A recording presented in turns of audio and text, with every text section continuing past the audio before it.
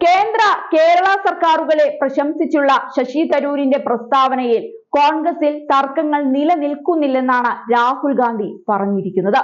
കേരളത്തിലെ പാർട്ടി നേതാക്കൾ ഒന്നാണെന്നും ഐക്യത്തിലാണെന്നും Rahul Gandhi social media പോസ്റ്റിൽ വ്യക്തമാക്കി. ഫെബ്രുവരി 28-ന് ഡൽഹിയിൽ പാർട്ടിയുടെ ഉന്നത നേതൃത്വവുമായുള്ള കൂടിക്കാഴ്ചയ്ക്ക് ശേഷം കേരള കോൺഗ്രസ് നേതാക്കളുടെ പത്രസമ്മേളനത്തിൽ നിന്നുള്ള ഒരു ചിത്രം അദ്ദേഹം ഫേസ്ബുക്കിൽ പോസ്റ്റ് ചെയ്തു. അവർ ഒന്നായി നിൽക്കുന്നു, മുന്നിലുള്ള ലക്ഷ്യത്തിന്റെ വെളിച്ചത്താൽ ഐക്യപ്പെടുന്നു എന്ന് അദ്ദേഹം ഫോട്ടോയ്ക്ക് അടിക്കുറിപ്പ് നൽകി. ടീം കേരള എന്ന ഹാഷ്ടാഗും നൽകിയിരിക്കുകയാണ്. 2026-ലെ കേരള നിയമസഭാ തിരഞ്ഞെടുപ്പിനുള്ള തന്ത്രം ചർച്ച ചെയ്ത ഡൽഹിയിൽ നടന്ന യോഗത്തിൽ കോൺഗ്രസ് നേതൃത്വം എല്ലാ നേതാക്കൾക്കും കർശനമായ മുന്നറിയിപ്പ് നൽകി. പാർട്ടി നിലപാടിൽ നിന്ന് വ്യതിചലിക്കുന്ന പ്രസ്താവനകൾ നടത്തുന്നവർക്കെതിരെ കർശനമായ അച്ചടക്ക നടപടി സ്വീകരിക്കുമെന്ന് പറഞ്ഞു. ശശി തരൂർ MP, രാഹുൽ ഗാന്ധി, പാർട്ടി അധ്യക്ഷൻ Mallikarjun Kharge, general secretary KC Venugopal, Wayanad MP Priyanka Gandhi Wadhera, K Sudhakaran, Congress നിയമസഭാ കക്ഷി നേതാവ് VD സതീശൻ, പാർട്ടിയുടെ കേരള ഇൻചാർജ് ദീപാദാസ് മുൻഷി എന്നിവർ പങ്കെടുത്തിരുന്നു.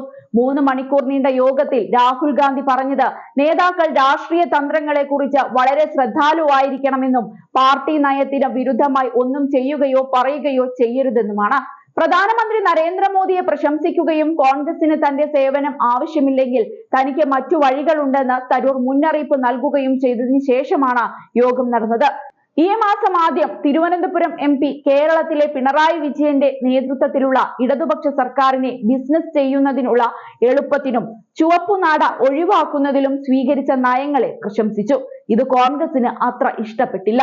ജനുവരിയിൽ പ്രധാനമന്ത്രി നടത്തിയ വാഷിംഗ്ടൺ സന്ദർശനത്തെയും വൈറ്റ് ഹൌസിൽ US പ്രസിഡന്റ് ഡൊണാൾഡ് ട്രംപുമായുള്ള കൂടിക്കാഴ്ചയെയും അദ്ദേഹം സ്വാഗതം ചെയ്തു. ഈ യാത്ര കോൺഗ്രസിന്റെ വലിയ പരിശോധനയ്ക്ക് വിധേയമായി.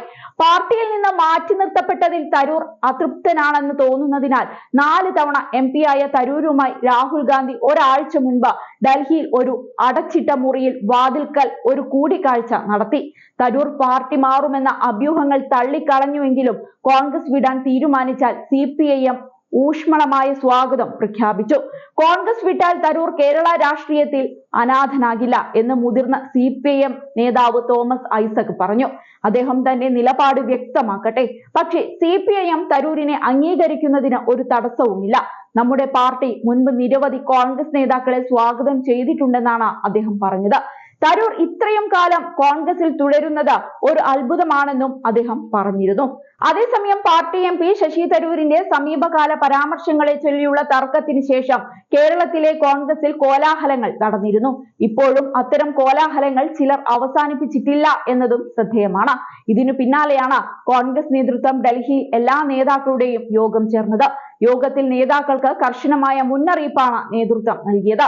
പാർട്ടിയുടെ നിലപാടിൽ നിന്നും വ്യതിചലിക്കുന്ന പ്രസ്താവനകൾ നടത്തുന്നവർക്കെതിരെ കർശനമായ അച്ചടക്ക നടപടി സ്വീകരിക്കുമെന്ന് ഹൈക്കമാൻഡ് അറിയിച്ചിരുന്നു. സംസ്ഥാനത്തെ നിക്ഷേപ അന്തരീക്ഷം മെച്ചപ്പെടുത്തുന്നതിനുള്ള ഇടതുപക്ഷ ജനാധിപത്യ മുന്നണി സർക്കാരിന്റെ ശ്രമങ്ങളെ പരിഹസിച്ചുകൊണ്ട് തരൂർ ഒരു പത്രത്തിൽ അടുത്തിടെ എഴുതിയ ലേഖനം വിവാദമായതിന്റെ പശ്ചാത്തലത്തിലാണ് യോഗം വിളിച്ചത്.